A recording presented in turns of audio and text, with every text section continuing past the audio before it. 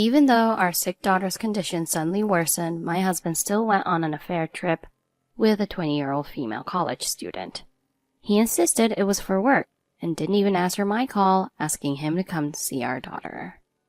Despite my earnest prayers, my daughter sadly passed away. Even in her final moments, my husband Derek did not heed my cries.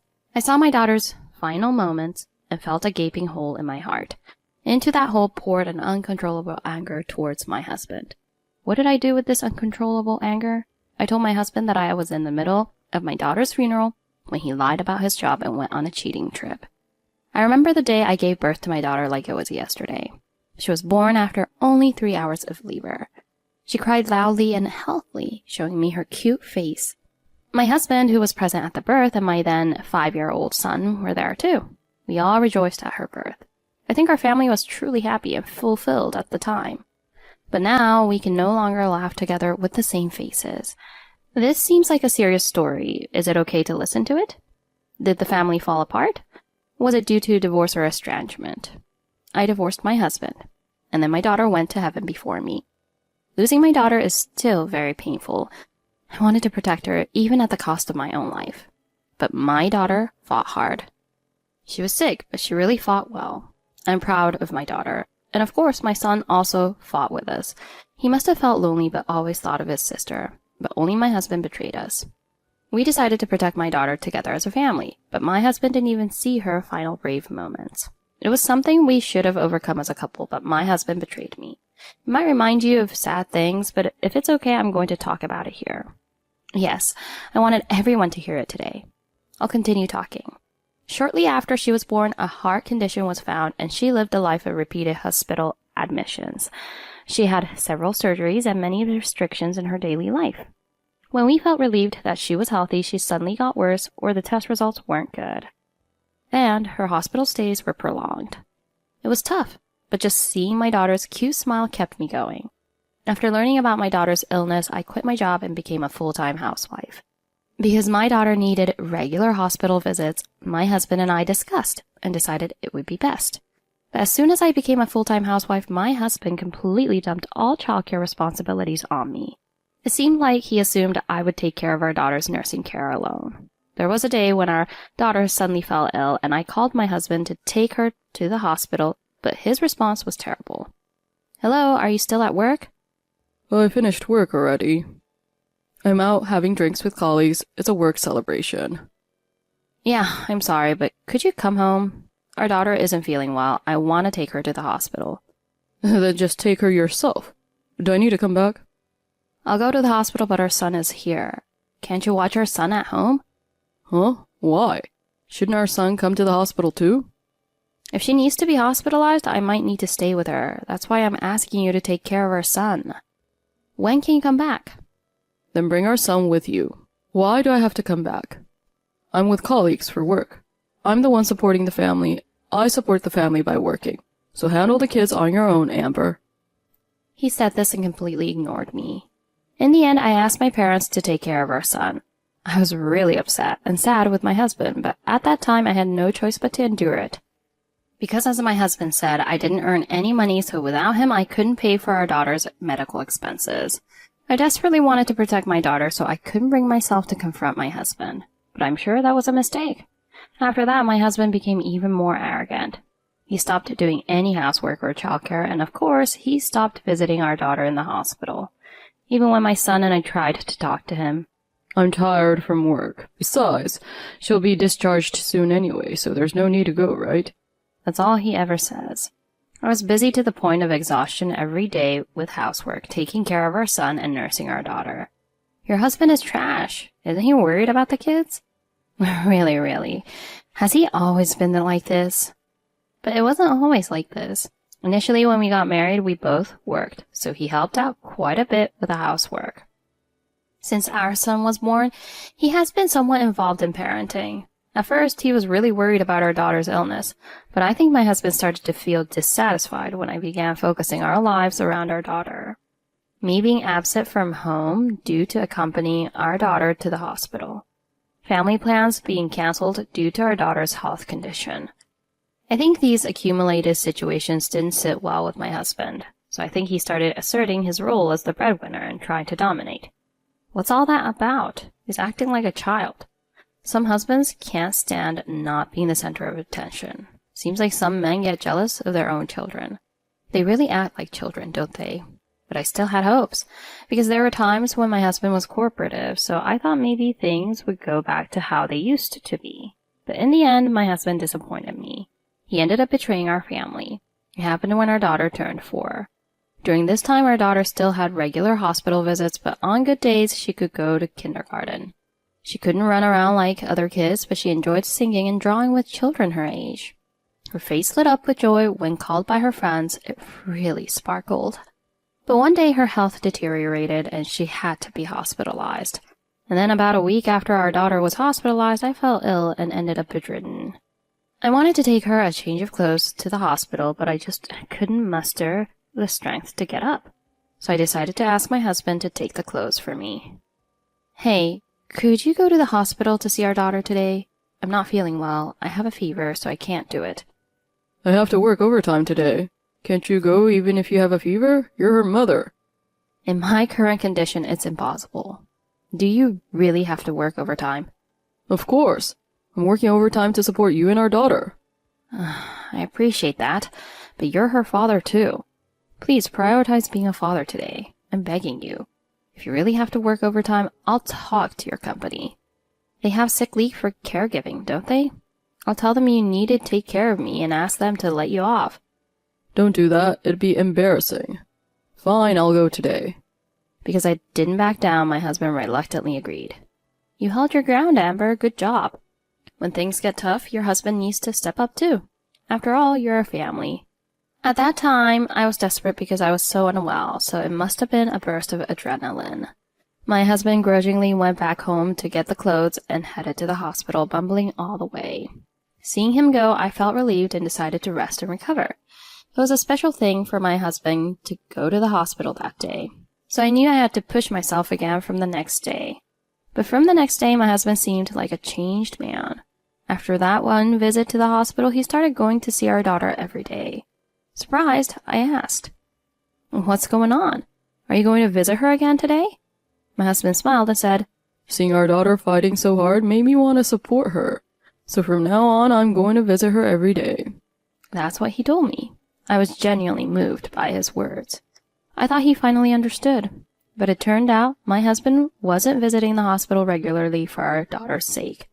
I waited until I was fully recovered before going to see my daughter, thinking my husband was taking care of it.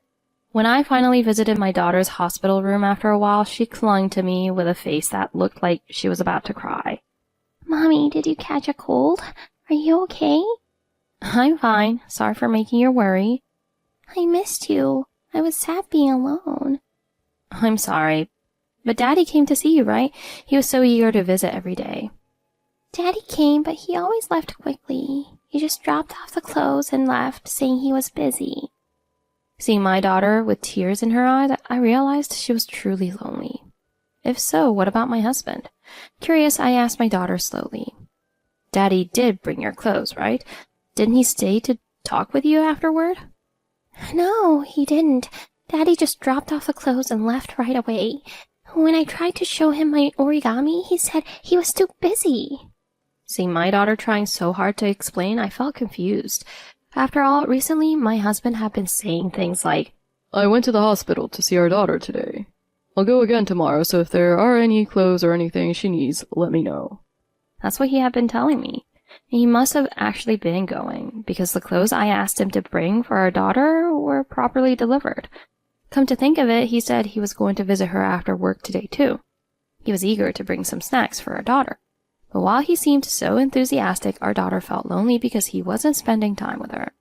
I wanted to find out what was causing this disconnect. And since my husband should be at the hospital every evening, I decided to check for myself. I went home, finished the housework, dropped off our son with my parents, and headed back to the hospital.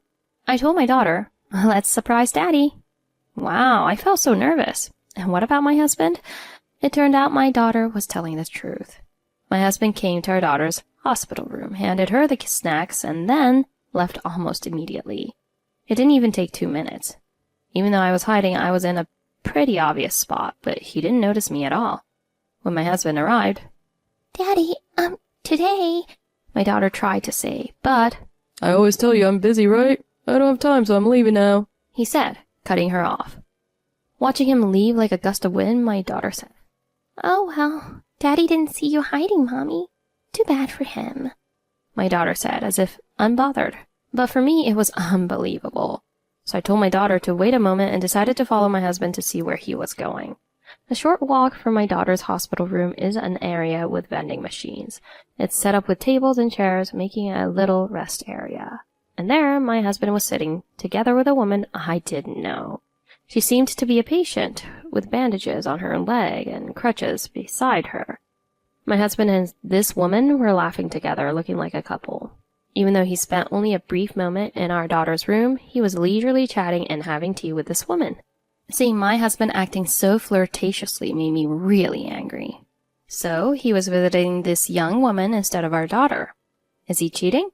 But that woman is a patient in the hospital, right? Cheating in the hospital? Let's call this woman Allie. I think it's certain that my husband was going to see Allie. He seemed to have given her some kind of present at that time. But whether they're in a cheating relationship or if their relationship has developed to that extent, honestly, it seemed suspicious. After all, my husband only started visiting recently. If they met here at this hospital, it should have been not long ago. Is my husband in the middle of trying to charm her? He's really putting in effort, even giving her presents. Is he finding a new love while our daughter is fighting in the same hospital? It's unbelievable. If my husband is trying to start an affair with Allie, I thought I needed to stop it. But this was the first time I caught my husband and Allie together. I figured he could come up with plenty of excuses if I confronted them right now. So I decided to observe my husband's actions a little longer. I planned to gather evidence before confronting him. Since then, he has been happily talking about good things that happened during his visits to our daughter. Perhaps because it's in the hospital, his actions didn't quite seem like cheating. But their relationship seemed to be growing deeper day by day. I have been capturing the cheerful scenes around me with my camera, planning to use them as evidence to confront my husband soon. At that moment, our daughter's condition suddenly worsened.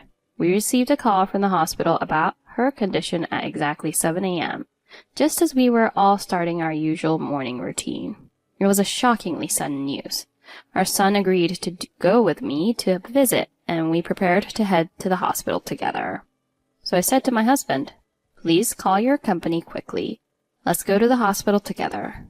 In response, If you're going, I'm fine. I'm going to the office, Derek said as if he was spitting his words out. He said it dismissively, refusing to go to the hospital despite our daughter's sudden deterioration in condition. That moment was when I truly realized that my husband was hopeless. Without saying another word, I went to the hospital with our son. As I approached my daughter, I saw her in a state of suffering like I had never seen before. There had been many times when her condition had worsened in the past, but this time I felt different. It couldn't be true. It couldn't be true. Hang in there. Hang in there. I prayed silently in my heart. I'm sure my son felt the same way. In the midst of it all, I trembled as I contacted my husband. Despite knowing he was unreliable, I needed him at that moment. I didn't need him to do anything. I just wanted him to be here and pray for our daughter. It was such a simple request, yet my husband dismissed it completely. "Please, our daughter's condition is not good. Come to the hospital. Stay with us." So what can I do about it? Haven't we been through this many times before? You're always exaggerating. Oh, I just got a business trip scheduled now. I don't think I can come back today. I probably won't be able to answer calls either. It's an important deal. Wait. Please wait. I'm begging you. Looking back now, I realize how pathetic I must have seemed, clinging to my husband, but my pleas didn't reach him. And then the phone call was abruptly ended. I felt frustrated and sad, and tears wouldn't stop flowing. "Dad can't come? Mom, are you okay? I'm here with you. Mom, please don't cry." My son encouraged me as he saw me crying. He was only 9 years old. That was the moment I truly woke up. I had to stay strong. From then on, I wiped away my tears and stayed by my daughter's side with my son. For a long, long time, while we spoke softly, our daughter struggled bravely.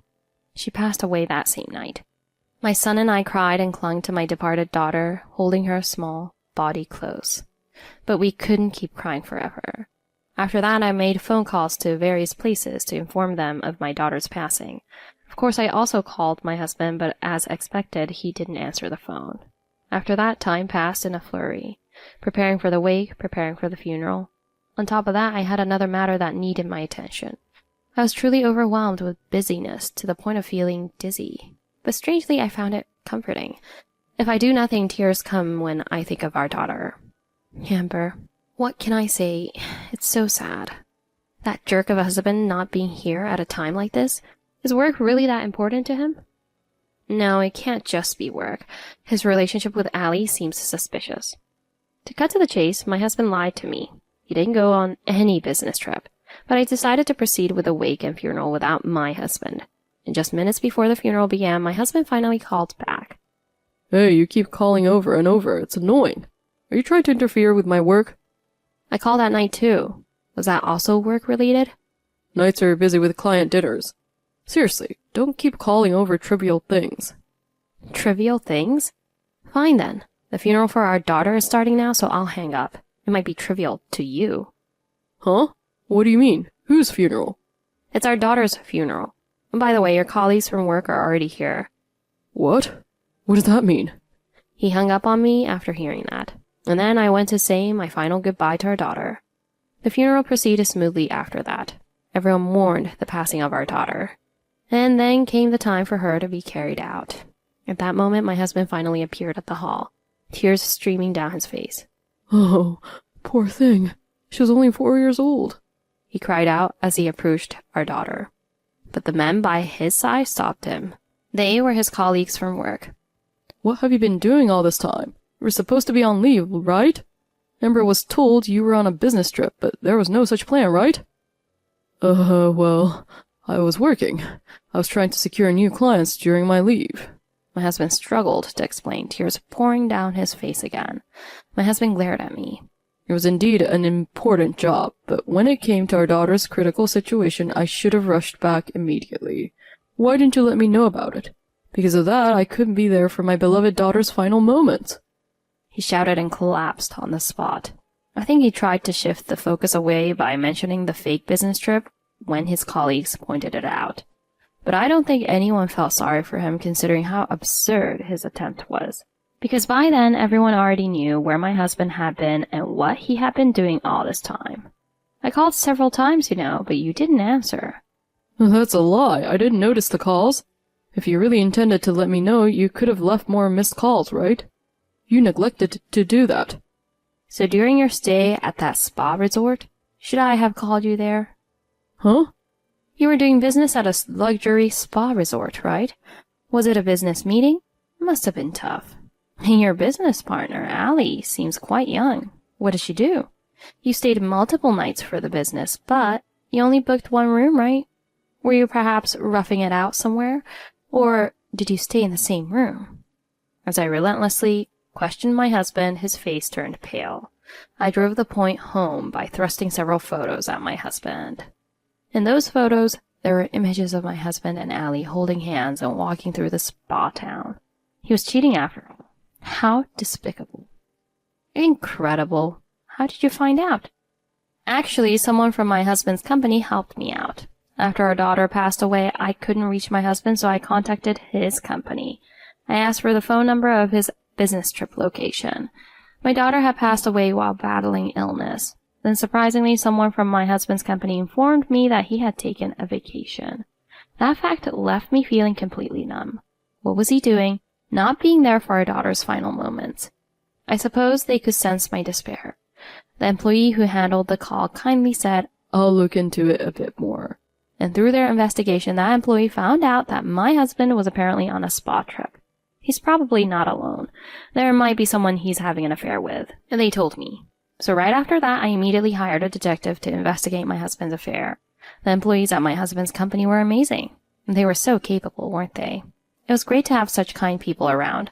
Amber's subsequent actions were also swift and impressive. I'm really grateful to the employee. I truly appreciated it. But apparently, my husband was incredibly careless. There was a spa brochure on his desk, they say, and inside the spa brochure, there was a pamphlet for a cosmetics brand aimed at young women. He must have been quite excited because even the travel itinerary notes were left behind, so news of my husband's affair spread like wildfire in no time at all. Moreover, since the news of our daughter's passing was also conveyed, it seems the employees were furious with my husband's actions. I also informed the relatives who came to the wake about this situation. I pleaded with everyone not to contact my husband anymore. I didn't want him to attend our daughter's funeral. Realizing that everyone knew everything, my husband turned pale. He seemed resigned and suddenly started to bow deeply right then and there. I'm sorry. I didn't expect things to get this bad. I don't know what came over me. It was just a little fling.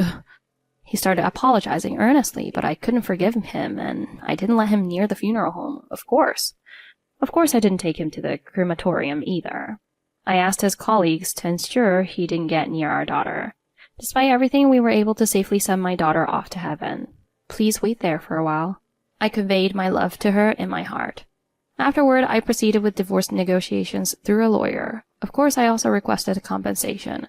I demanded compensation from Allie as well, which caused the relationship between my husband and Allie to fall apart.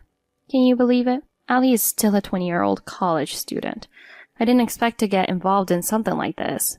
Allie apparently didn't know my husband was married, and now she's threatening to sue. It seems my husband's position at work deteriorated, and he ended up resigning. His parents and relatives came to the funeral, so it seems he's been abandoned even by his own family. I imagine he's living somewhere alone now. It's just a natural consequence for him. No room for sympathy.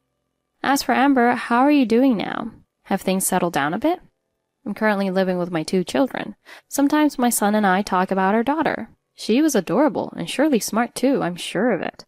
I know it sounds completely biased, but talking about my daughter like that now makes me happy. Thank you all for listening to my story. I feel relieved now, and somehow my heart feels organized.